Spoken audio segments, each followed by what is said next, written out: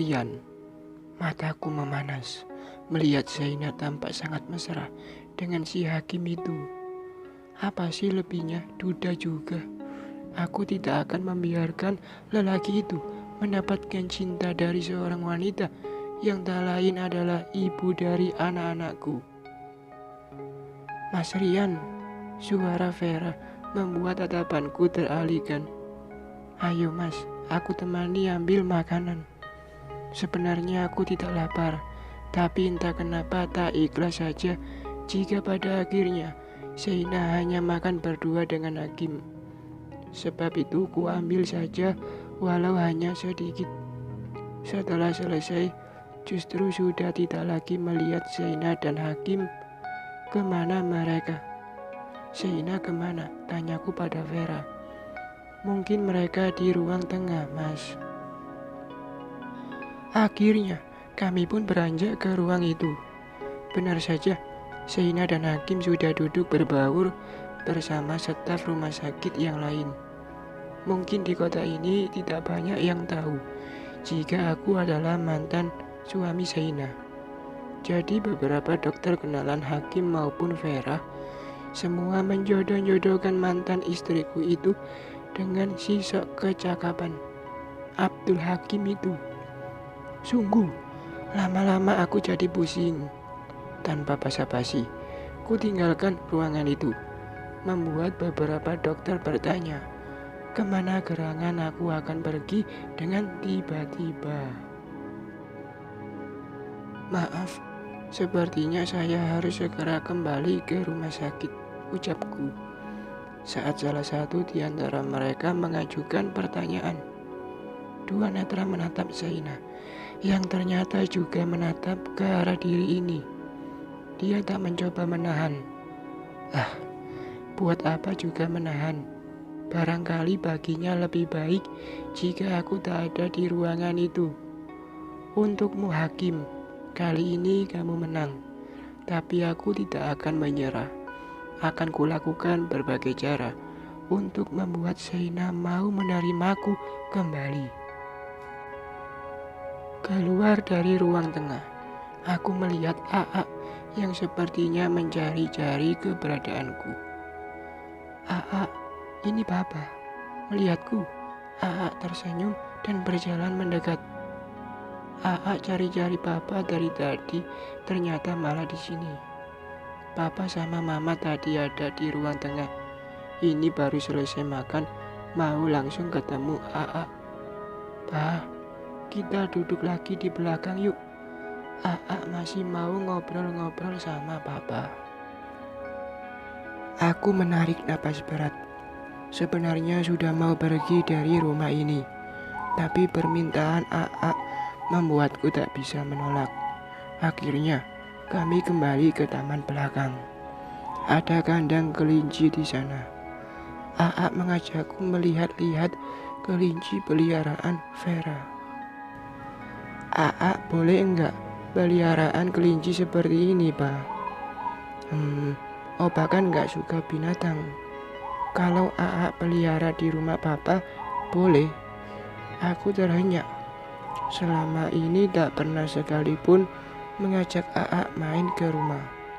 Mungkin sudah saatnya aku punya waktu khusus bersama sulungku ini. Boleh. Kalau gitu kapan kita beli kelincinya, Pak? Hari Sabtu sore gimana? Boleh, Pak. Sekalian, AA pengen tidur di rumah Papa ya. Boleh. Ye, asik. Aku mau berdoa sama Allah. Semoga hari-hari cepat berlalu dan bisa segera bertemu hari Sabtu. Ucap AA, seraya tersenyum dan memelukku. Terasa ada yang menyentuh di dasar hati. Sebuah pelukan hangat yang melambangkan ingatan ini pada masa-masa bahagia bersama Zaina dan anak-anak. Jadi rindu masa-masa itu. Semoga masih ada kesempatan untuk meraihnya kembali.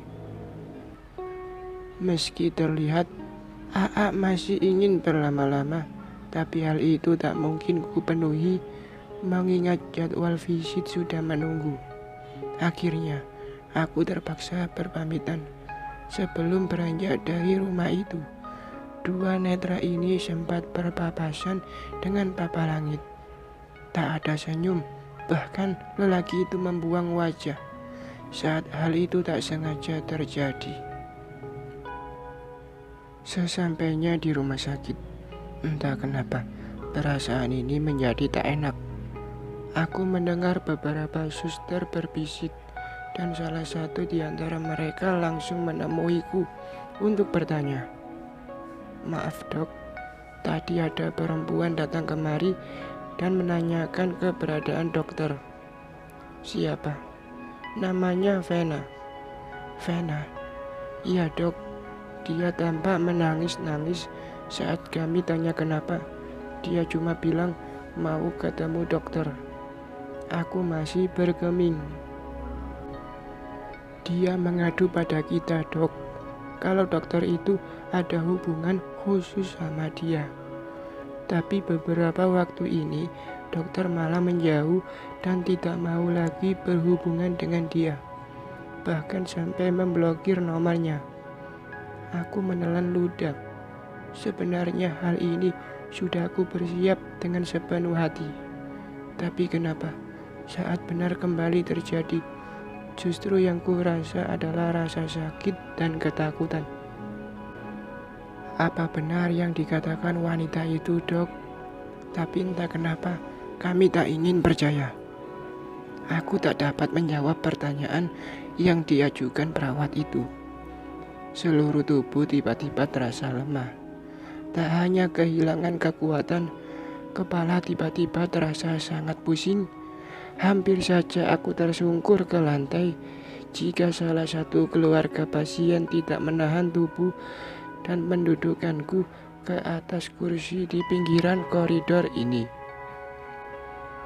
Dua perawat yang tadi membersamaiku ikut khawatir. "Dokter sehat?